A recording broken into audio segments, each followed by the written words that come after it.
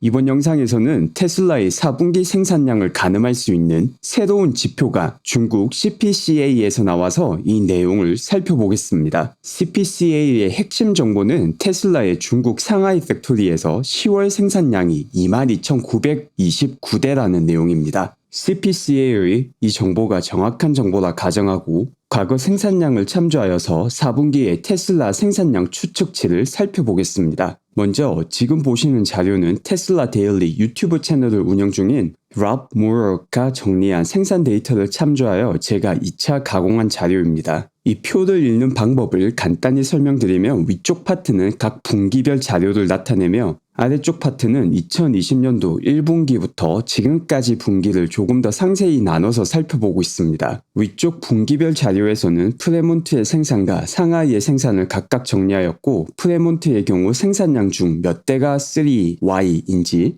SX인지도 정리하였습니다. 그리고 이 자료를 바탕으로 각 분기에 평균적으로 일주일 혹은 매일 몇 대의 차량을 생산하였는지 따로 정리하였습니다.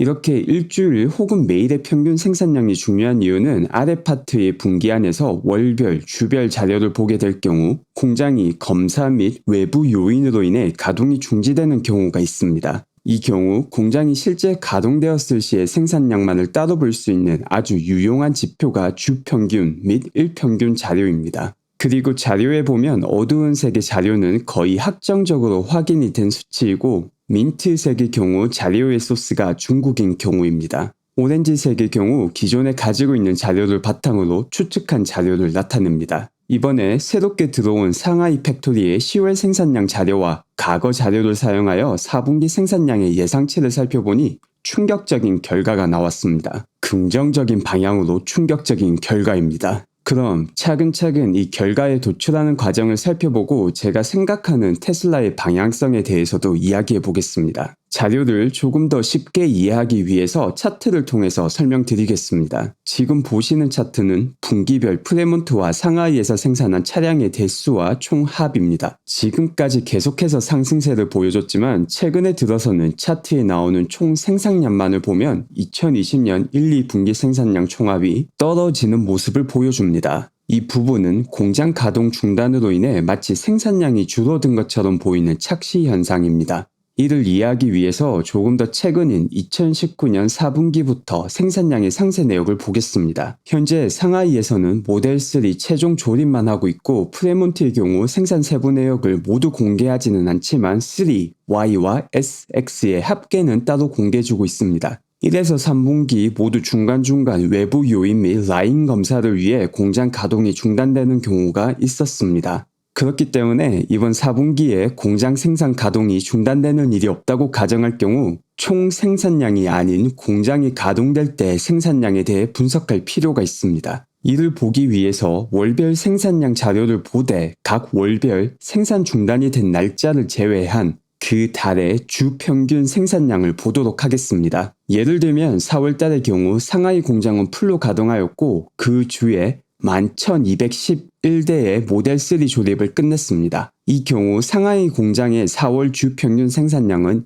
11,211대 나누기 4.3주, 즉 주당 2,607대의 생산이 됩니다. 하지만 5월의 경우 5월 1일부터 8일까지 점검을 위해서 공장 가동이 되지 않았고 실질적인 생산은 3.3주간만 이루어졌습니다. 그래서 5월의 상하이 총 생산량인 11,501대를 3.3주로 나누게 되면 5월은 주당 평균 3,485대의 생산이 이루어지게 된 것입니다. 이렇게 총 생산량으로만 봤을 때는 4월 11,211대가 5월 11,501대로 거의 변화가 없는 것처럼 보이지만 실제 공장이 가동될 때 생산량은 주 평균 4월 2,607대에서 5월 3,485대로 크게 올랐음을 볼 수 있습니다. 이런 식으로 실제 상하이의 실제 생산량만을 집계한 차트가 지금 보시는 차트입니다. 이 차트는 이번에 CPCA에서 제공한 10월 생산량까지 포함시킨 차트입니다.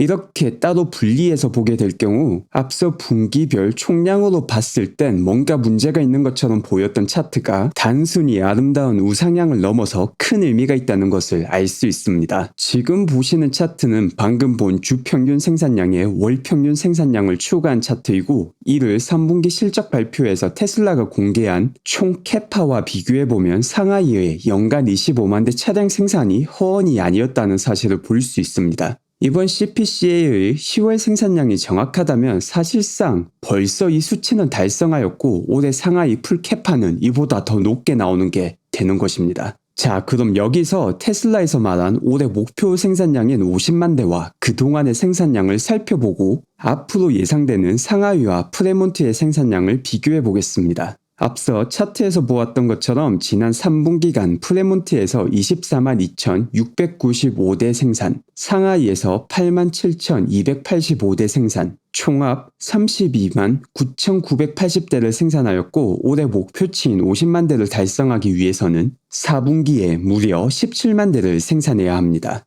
그럼 먼저 엄청난 생산력 향상을 보여주고 있는 상하이 공장의 생산량의 예측치부터 구해보도록 하겠습니다. 위 차트의 4월달 생산량이 5월에 비해 많이 낮아서 4월에서 10월의 평균치를 구할 경우 성장률이 과장될 수 있습니다. 그러므로 최대한 보수적인 접근을 위해서 5월부터 10월의 평균 생산량 성장률을 구하면 5월의 풀캐파 주평균 생산량 3,485.2대가 10월 5,211대로 성장, 매월 평균 8%가 넘는 성장성을 보여주었습니다. 이 8%에서 다시 한번 제조업의 S커브를 고려해서 보수적으로 2%를 낮춘 월 6%의 성장을 상하이 생산량에 적용하고, 상하이에서 풀캐파 생산이 가능하다고 가정할 경우 4분기 상하이에서만 72,444대가 생산됩니다. 3분기 프레몬트 생산량이 10만 7,537대였습니다.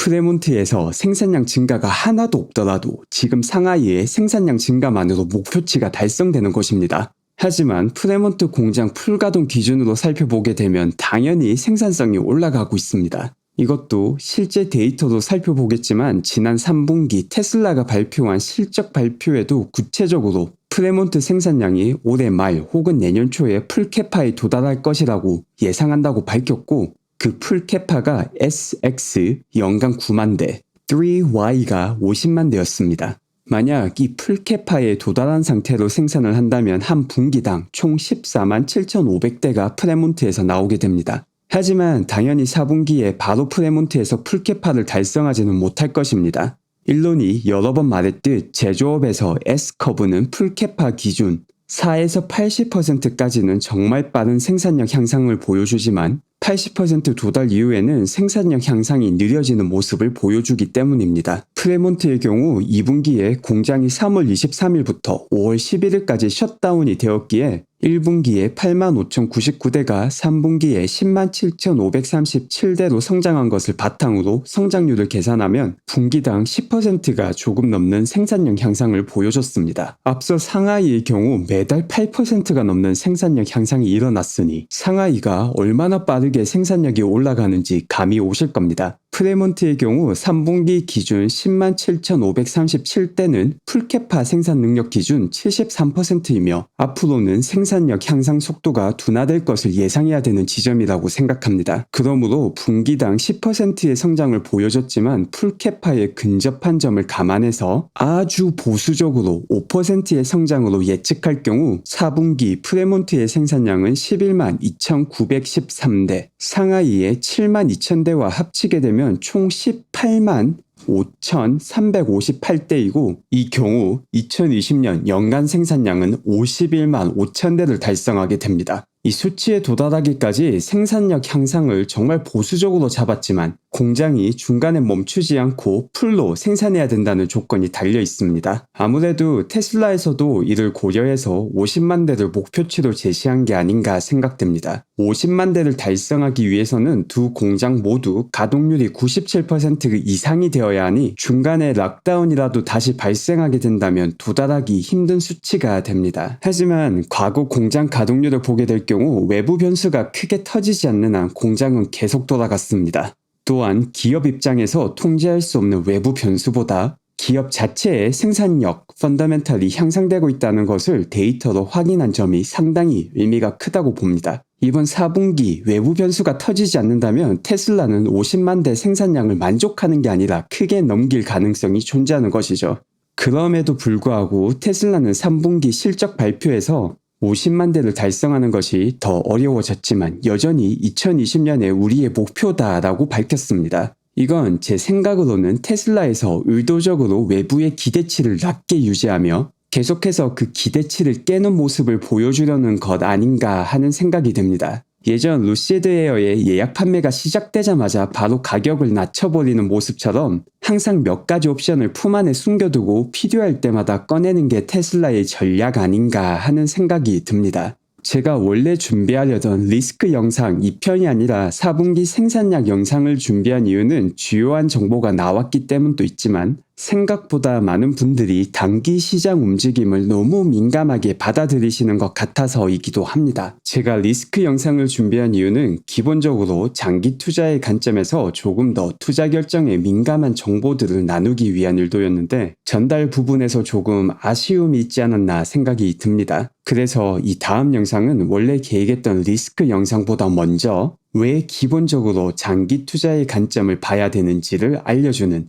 실증 분석에 기반한 금융이론을 다루는 게 좋지 않을까 생각되네요. 여러분들은 어떻게 생각하시는지 댓글로 알려주시면 잘 고민해 보도록 하겠습니다. 그리고 2일 뒤인 동부시간 기준 14일, 일론의 스페이스X 크루 드래곤이 다시금 ISS를 향해 출발합니다. 이번에도 지난 크루 드래곤처럼 실시간 통역 중계를 준비 중이니 관심 있으신 분들은 찾아와 주셔서 멋진 발사 장면과 경이로운 ISS 도킹 장면을 함께 감상해 주시길 바랍니다. 오늘 또 찾아와 주셔서 감사하고 다음 영상으로 또 인사드리겠습니다. 감사합니다.